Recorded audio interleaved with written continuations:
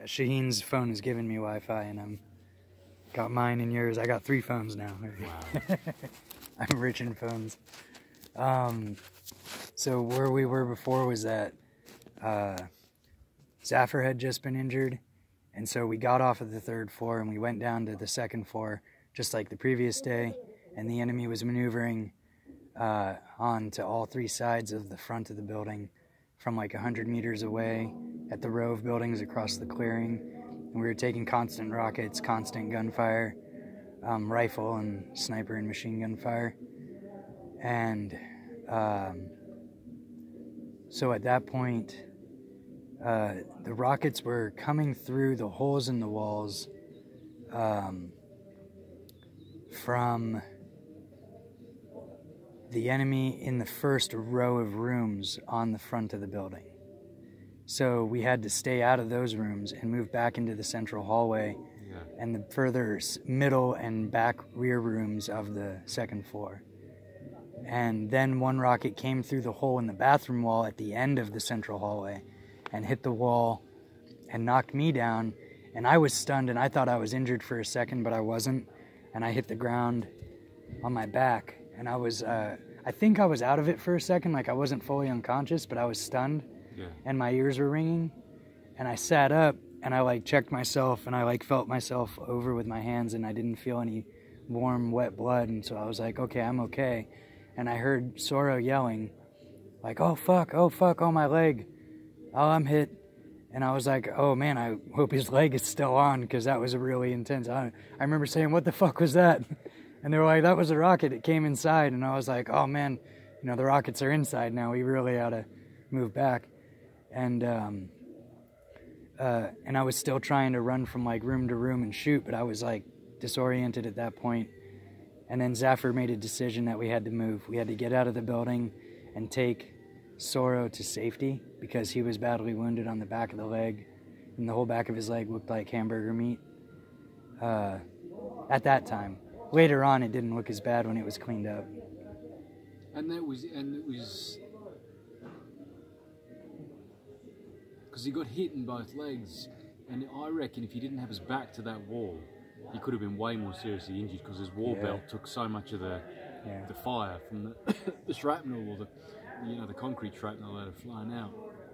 Yeah, his canteen was like shredded, and his belt was shredded, so it took a lot of the damage for him. But the bottom half of his leg, that was good because it protected his butt, like his glutes, but his thigh was like cut up on the back. It was, and he'd taken a decent-sized bit of shrapnel onto one of his legs, hadn't he? Yeah, but it didn't get any of like the femoral artery, so that's awesome, because that's like the scariest thing about getting hit in the thigh, is that if it just nicks your femoral artery, you might be fucked, because, you know, that thing is like sneaky to isolate and patch up, and it just keeps bleeding, and, you know, like, but we had tourniquets, so, but we didn't use it right then. Right then, we were shooting out the windows, running around yelling, you know, I was still yelling like shoot, move, and communicate. We went downstairs, and Zafir was like, we got to get Soro out. So we went to the 1st floor, and we took Zafir out the back door. Zafir took Soro out the back door on his own with his wounded butt and his wounded leg. He carried Soro back, like, to where we took the journalists. Did you get a sense before that Zafir was really feeling? I mean, he was amazing, I thought. He was brilliant at fighting, dealing with injuries and all that. I mean, he really impressed me, and he was pretty much like I thought he would be. And he was joking about, I want to shoot my M16, like, because he hadn't been fighting the day before. He missed the fight, and he wanted to. And that's kind of what I was going to talk about, because at one point I'd taken up my firing position and was firing or whatever, and he was come down and he said something about how intense it was, and I just looked at him and I was calm. I was right there, and I smiled and just said, "This is a lot easier than it was yesterday." Yeah, I can't yesterday remember my was exact worse. words, and his eyes widened, and it was really. And he was like, "Okay, you know." Like, stop giving me a hard time. Because he wasn't there the previous day, but he got there in the evening and he said something like, oh, it couldn't have been that bad. He was talking all that shit. He said he walked around the building and he looked at the damage and it wasn't that bad. And I was like, that's a new hole. That's a new hole. This is where the rocket destroyed the wall. The wall is gone. You know, like, what are you talking about? It doesn't look that bad. There's a pile of, like, rocket shells on the outside of the building where the rockets hit the building and fell. I'm like... But he'd gone all hoo Marine and, it couldn't have been that bad. Yeah, he's being, hoorah. But when it happened with him in the building, he was like, okay, we should probably leave. Yeah. Like, and Gabar was there. Gabar and me were sharing a window shooting at the enemy. Yeah. And I was impressed because a lot of the time Gabar had to spend his time translating, and he didn't get the opportunity to fight as much because he had to keep talking on the radio. So, I got the sense that he was like, it's my turn, I want to get some. And me and him got in the same window and shot at the enemy. And again, I was surprised because I didn't know he was right there next to me because I was looking through the scope, and he just started shooting, and I jumped because of the noise. And he was like, oh, I'm sorry. And I was like, no, get in here with me and get some. Fucking kill them. And he started shooting, and it was good. It was a good, like, comrade moment to stand side by side in the window and cut down the enemy together. But then, yeah, we moved down to the second floor. Soro got hurt. Zafar moved us down to the first floor. And I was standing at the bottom of the stairs shooting out the front door to keep them from continuing to flank us. And so I'm shooting that way. And Zafar's like, you need to go get your gear upstairs. We're leaving. And I was like, where's Soro? And he said, I already took him out the back door. He's gone a few buildings back. And I was like, okay. And I had tunnel vision. I was just shooting out the windows, like, in the zone, and I didn't, like, see them do that. So I ran upstairs, and I got my bag. And then I came downstairs and kept shooting, and he ran upstairs. And I reloaded a few times. And I had to switch hands, and I was shooting with my right hand, because usually I'm shooting with my left hand, left eye. So I was shooting with my right hand and my right eye around the left side of a corner through the front door. But I was using like a room in a hallway to create more walls because we were still getting hit with rockets. And because you couldn't just stand on the front wall because the wall is not stopping the rockets. Only 2 walls will stop the rockets. So Zafar was like, okay, I'm coming back downstairs with the gear, don't shoot me. And I was like, yeah, friendly's coming down. And he came down, and I moved my barrel, and he went past me, and I kept shooting. And then he was like, okay, come back. And I moved back to the back of the building. And I think you and me and Karker were there. Were you there, or did you move out with Soro already? Oh, no, I was back with, I think Karker was the last to leave, and I was back with him. Because there was a lot more gear to bring down, and I brought down what I thought was the last of it, but Soro's bag was still up there. I didn't know about that. Yeah, well, I think we brought Soro's bag down to the first floor, and it's bad luck with his cell phones, like... and his credit cards and his wallet. Yeah, all of that was in there. Yeah, I think we had taken it down to the first floor, and Emriki was still there. And I just remember me and Soro and Emriki, and I guess Karker was there. And Emriki was shooting out of the right side of the building window, just firing the Bixie from the hip, and they were shooting at him, and he would jump back, and the bullets would come through the window, and he's tough, and he's brave, but even his face, you could see the surprise, oh, I almost got shot, just then, I almost died, and then he stuck his head back out with the machine gun again, and kept shooting, and then came back as the bullets came through, and we were like, hey, chill out, you're cutting it really close, and he was like, Tamam, okay, I'll stop,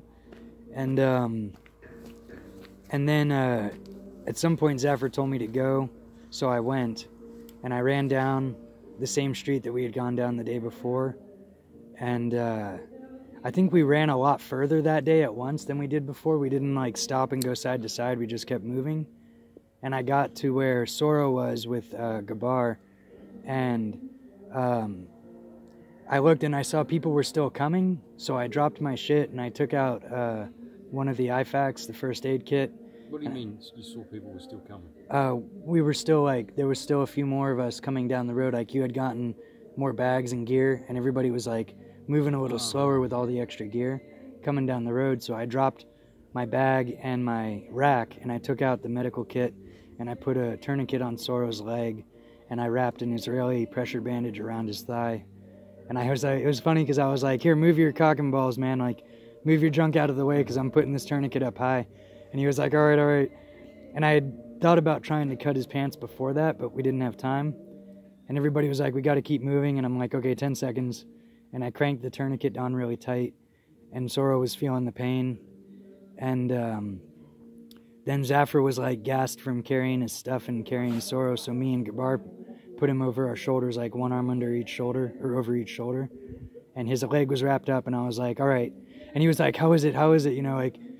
And I was like, you're all right, man. The tourniquet's on, so you're definitely not going to die. I was like, you're a fucking hero now, bro. You're injured. You're not going to die. Tourniquet's on. Now we just got to keep moving. You know, positive mental attitude. Like, keep thinking good thoughts. Like, and I just kept talking to him like that the whole rest of the run. And we got the impression that the enemy was, like, pushing forward and we had to keep moving. So me and Gabar are, like, limping along with Soro. And bullets are flying. And there was still rockets and mortars exploding, and we could still feel like the whiz of the bullets, like it was close. And we went down the street and around the corner, and I'm talking to Soro, and I had him like squeezing my hand, and I was like, as long as you can squeeze my hand, you know you're not gonna die, you'll be okay. And we stopped in one building, and we set him down. It was the same building that we had fallen back to the day before. With the journalists. Yeah, and we went into a back room with Soro there, and it was dark. So, like, we had headlamps on, and we put Soro in, like, a more comfortable position. And we were trying to cut off his leg and wrap him up better. But they came in and were like, the enemy's coming, we need to move. So we picked him up and moved again. And Zafar was doing a good job trying to do better bandaging work on his leg. But we just ran out of time. We cut off the pant leg to expose more of the wound, and we just had to go.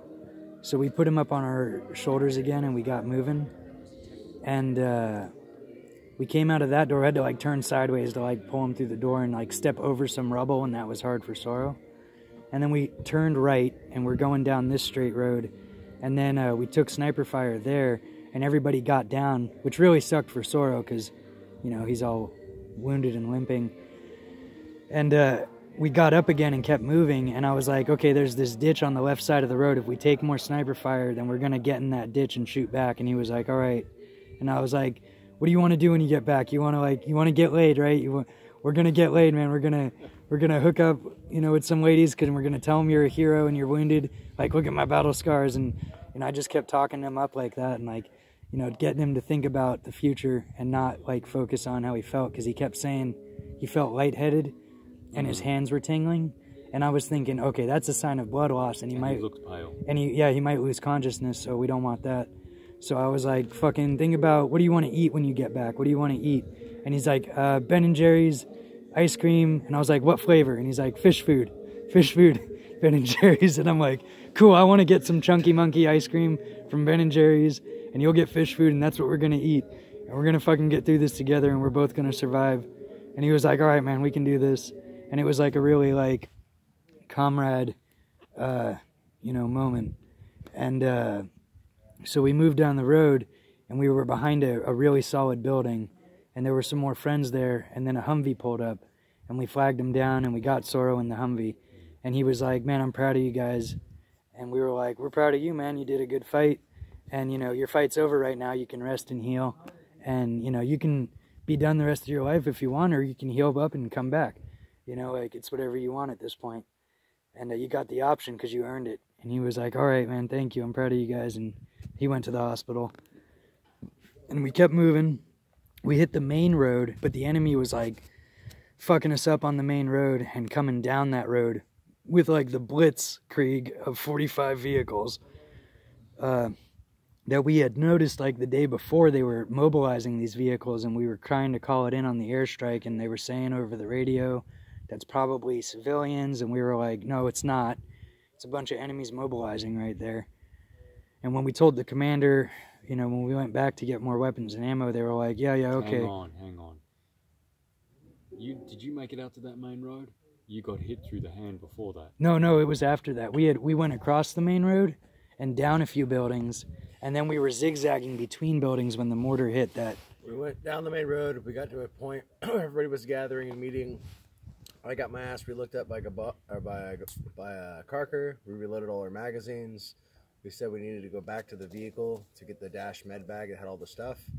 And we were kind of just zigzagging through different buildings, going around. And the mortar came over and went through my hand. And after that, I don't know what happened. That was where you saw the dead comrade around that area? No, that dead gun. That wasn't fired at Nocta. Huh? That was over by the Nocta. Yeah. Oh wow, okay, yeah. So that was earlier. Yeah, so around there were mortar. There was a few explosions. There was the one that like. You mean the mortars coming in? Yeah, and then the one that hit, and I heard Zaffer yelling, and I had seen the explosion and jumped behind a building, but obviously I wouldn't have been able to dodge anything if it had been meant for me. But Zaffer said he was hit, and he came back around the corner, and I was trying to do medic stuff, but at that point I was like shaking, and your blood and Sorrow's blood were all over my hands, and I was like, in my head I was like, that's a lot of blood, and my brain slowed down, and I just slowed down moving, and I was trying to wrap your hand up, but I was doing it wrong, and I had taken out my medical kit and given the tourniquet to Gabar, and Gabar put the tourniquet on your arm, and then Karker took the Israeli bandage from me and he put it on your hand the right way. So then we moved from there. We got behind some pillars and shit, and a Humvee pulled up and we jumped in front and we're like, stop. And at one point they were like, everybody get in the Humvee, and we were like, no, it's just for the injured. So you got in the Humvee and you ordered us to meet you at the hospital and rendezvous at the hospital.